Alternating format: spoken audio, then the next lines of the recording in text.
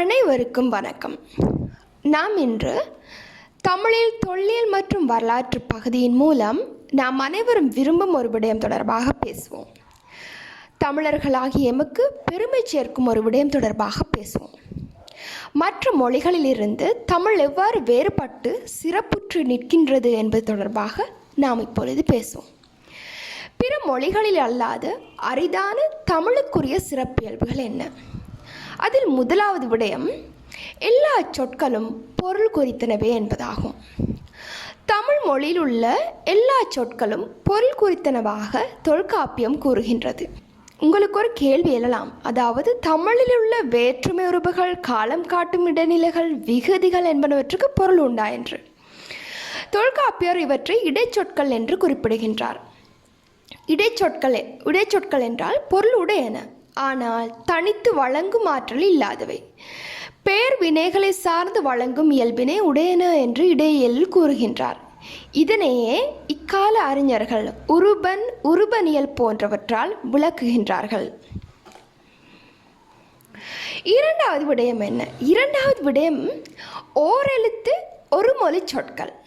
அதாவது ஒரு எழுத்து தான், ஆனால் அது ஒரு சொல்லை குறிக்கும் எழுத்தாக கணிக்கக்கூடிய தன்மை தமிழில் இருக்கின்றது. பொருள் குறித்து அமையுமாயின் தமிழில் ஓர் எழுத்தினாலும் சொல் அமையலாம். இவ்வாறான சொற்களையே ஓர் எழுத்து ஒரு மொழி சொற்கள் என்கின்றோம். இவ்வாறு ஆக குறைந்தது 42 சொற்களாவது தமிழில் இருப்பதை எம்மால் காண முடியும். இது பிற பல மொழிகளுக்கு இல்லாத ஒரு தனிப்பெருமையாகும். தமிழின் உயிர் எழுத்துக்கள் 12மே இவ்வாறு ஓரெழுத்து ஒரு மொழியாக இருப்பது குறிப்பிடத்தக்கதொரு விடயமாகும். ஆ என்றால் அழகு என்றும், ஆ என்றால் ஆதல் அல்லது பசு எனும் பொருளிலும் அமைந்திருக்கின்றது. ஈ எனும் எழுத்து அண்மை எனும் பொருளில் வழங்கப்படுகின்றது. ஈ என்றால் கொடுத்தல் அல்லது ஒரு வகை பூச்சி, அதாவது இளையான் பூச்சியை குறிப்பிடுகின்றது. உ என்றால் பக்கம், ஊ என்றால் உணவு, ஏ நிலைப்பு, ஏ என்றால் அம்பு அல்லது ஏவுதல், ஐ என்றால் தலைவன், ஓ என்றால் சமம், ஓ என்றால் தங்குதல், ஔ என்றால் மகிழ்ச்சி எனும் பொருளில் இந்த எழுத்துக்கள் தமிழில் காணப்படுகின்றன. மூன்றாவது விடயம் செம்மொழிக்கான அனைத்து தகைமைகளையும், அதாவது 11 பண்புகளையும் கொண்ட ஒரே மொழி தமிழ் மொழியே. ஒரு மொழி உலக செம்மொழிகளில் ஒன்றாக அறிவிக்கப்பட தேவையான 11 பண்புகளை கொண்ட ஒரே மொழி தமிழ் மொழி மட்டும்தான். ஏனைய செம்மொழிகள் அனைத்தும் 7 அல்லது 8 தகைமைகளை மட்டுமே நிறைவேற்றியுள்ளன.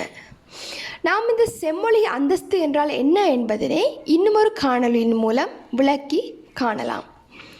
நான்காவது விடயம் பொது ஆண்டுக்கு முன் படைக்கப்பட்ட இலக்கியங்களை இன்றும் அதே மொழியில் படித்து புரிந்து கொள்ளக்கூடிய தன்மை தமிழுக்கே இருக்கின்றது.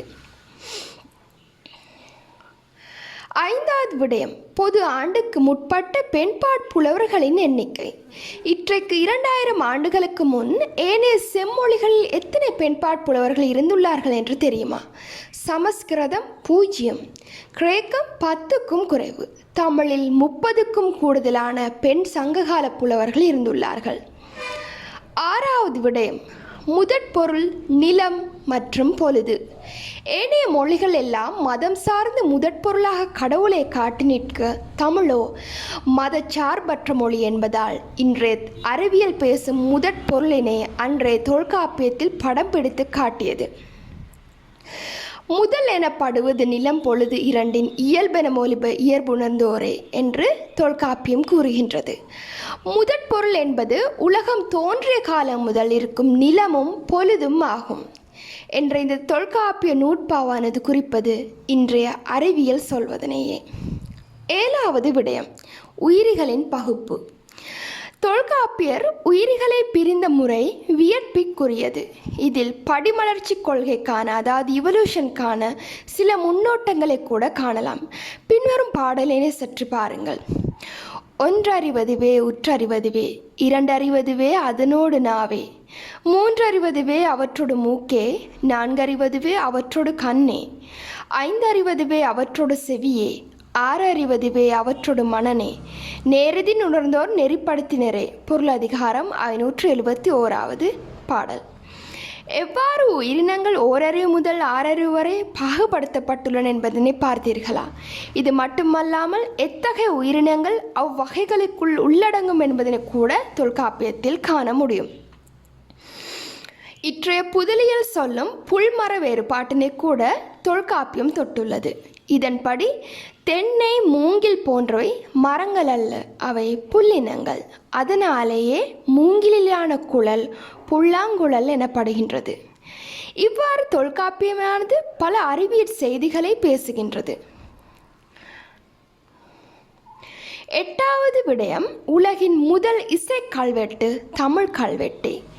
அரச்சலூர் இசை கல்வெட்டு பற்றி மேலும் வாசிக்கும் பொழுது இது தொடர்பாக எம்மால் அறிந்து கொள்ள முடியும். இவ்வாறு தமிழின் பெருமையை பற்றி தமிழின் தனிச்சிறப்பியல்புகளை பற்றி அடுக்கிக் கொண்டே போகலாம். இறுதியாக ஒரு விடயம், இறுதியாக இவை எல்லாம் எமது முன்னோர்களின் அறிஞர்கள்.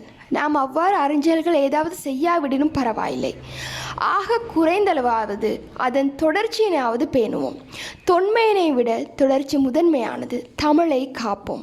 இத்தகைய அரிய விடயங்கள் தொடர்பாக அறிந்து கொள்வதற்கு எமது யூடியூப் சேனலை சப்ஸ்கிரைப் செய்யுங்கள். இந்த